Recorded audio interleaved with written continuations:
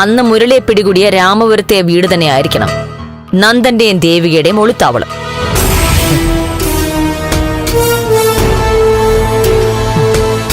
ദേവിക എവിടെയാണെന്ന് എസ്തപ്പാന് നല്ല കൃത്യമായിട്ട് അറിയാം. നന്ദനെയും ദേവികയും എസ്തപ്പാനാവും ഒളിവിൽ താമസിക്കാൻ ഒത്താശ ചെയ്ത് കൊടുത്തിട്ടുണ്ടാവുക. പക്ഷേ എസ്തപ്പാന്റെ വീട് സെർച്ച് ചെയ്തപ്പോ ഒരു സൂചനയും കിട്ടിയില്ലല്ലോ മാഡം. എസ്തപ്പാൻ വളരെ ഷാർപ്പായ ഒരു ക്രിമിനലാ. പോലീസ് അന്വേഷണം ഉണ്ടാകുമെന്ന് നേരത്തെ സൂചന കിട്ടിയിട്ടുണ്ടാവും.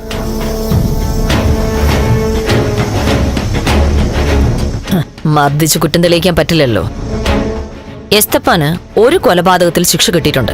പക്ഷേ അതിനുശേഷം എസ്തപ്പാൻ ചെയ്ത 2 കൊലപാതകങ്ങളിലും അയാൾക്കെതിരെ കേസ് ചാർജ് ചെയ്യാൻ പോലീസിനെ കൊണ്ട് സാധിച്ചില്ല. എന്തുകൊണ്ടാ മാഡം എസ്തപ്പാനെതിരെ കേസ് ചാർജ് ചെയ്യാൻ പറ്റാതെ? എസ്തപ്പാന്റെ മകളെ ദ്രോഹിച്ച 2 പേരാണ് ദുരൂഹ സാഹചര്യത്തിൽ മരണപ്പെട്ടത്. പക്ഷേ എസ്തപ്പാനെതിരെ തെളിവൊന്നും കിട്ടിയതുമില്ല.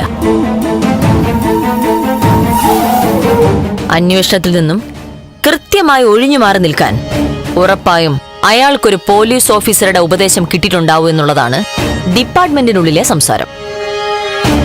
അതാരാ മാഡം എസ്തപ്പാന് ഉപദേശം കൊടുക്കുന്ന പോലീസ് ഓഫീസർ? അതൊക്കെ പഴയ കഥയല്ലേ. നമുക്കിപ്പോ വേണ്ടത് എസ്തപ്പാന്റെ ചരിത്രമല്ല, ദേവികയിലേക്കുള്ള വഴി എസ്തപ്പാനിലൂടെ ആവണം.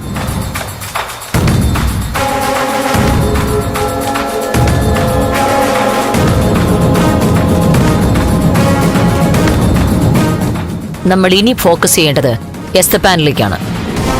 ഒട്ടും വൈകാതെ എസ്തപ്പാനെ പൊക്കിയേ പറ്റൂ.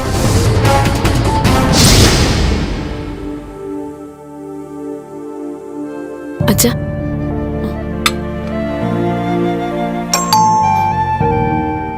ആരാ നോക്കൂ മോളെ.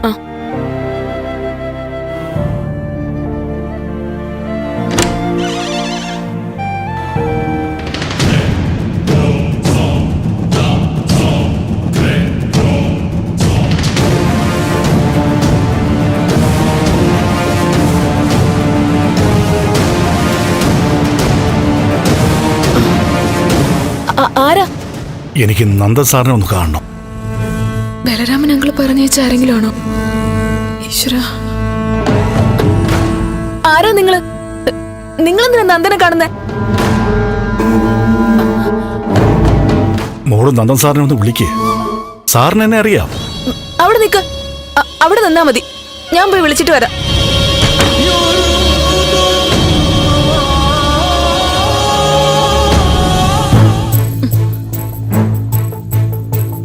അച്ഛാ, നന്ദനെ കാണാൻ കാട്ടാളനെ പോലെ ഒരാള് വന്നിരിക്കുന്നു. ഇനി എന്റെ തോന്നലാണോന്നറിയില്ല, കണ്ടിട്ടൊരു ഗുണ്ടയെ പോലെ ഉണ്ട്. ബലരാമൻ അങ്കിള് ആരെങ്കിലും അയച്ചതാണോന്ന് എന്റെ പേടി.